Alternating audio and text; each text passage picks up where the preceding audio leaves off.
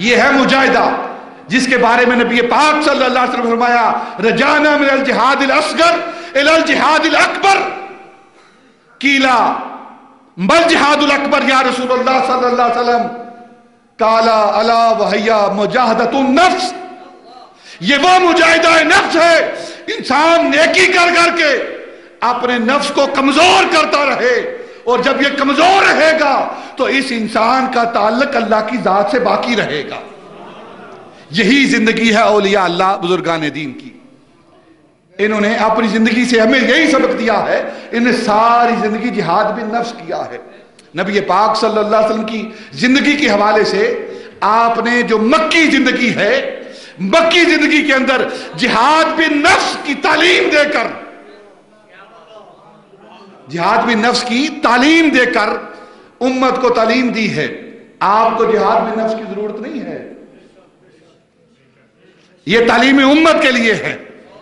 امت کو تعلیم دی ہے کہ انسان سب سے پہلے اپنا من، اس کے اندر جہاد کرے، اپنے نفس کے ساتھ جہاد کرے، اپنی عادات کو روح والی عادات بنائے، نفس والی عادات ختم کر کے نیکی والی عادات، روح والی عادات اپنے اندر داخل کرے، تب اس کی ذات جو ہے وہ کامل ہوگی اور پھر وہ دعوت و تبلیغ کے حوالے سے آگے بڑھے گی. آج جو دعوت و تبلیغ ہو رہی ہے اس کا اثر نہیں ہوتا. اس کا سبب یہ ہے کہ جہاد بھی نفس نہیں ہے، اپنے اندر پاکیزگی نہیں ہے.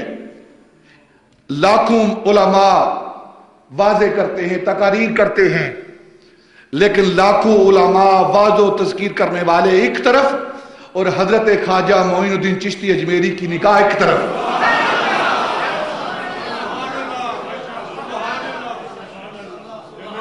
اس کا سبب کیا ہے؟ اس کا سبب یہ ہے، یہ وعظ و تلقین کرنے والے یہ جہاد میں نفس نہیں کرتے، سارے گناہ، ساری غلطیاں، سارے عیب اپنے اندر رکھتے ہیں، اس لیے ان کی زبان سے کوئی اثر نہیں ہوتا.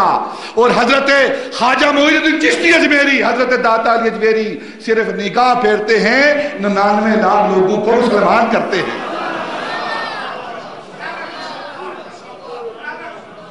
کیونکہ ان کا نفس اس کا تزکیہ ہو چکا ہوتا ہے، پاکیزہ ہو چکا ہوتا ہے.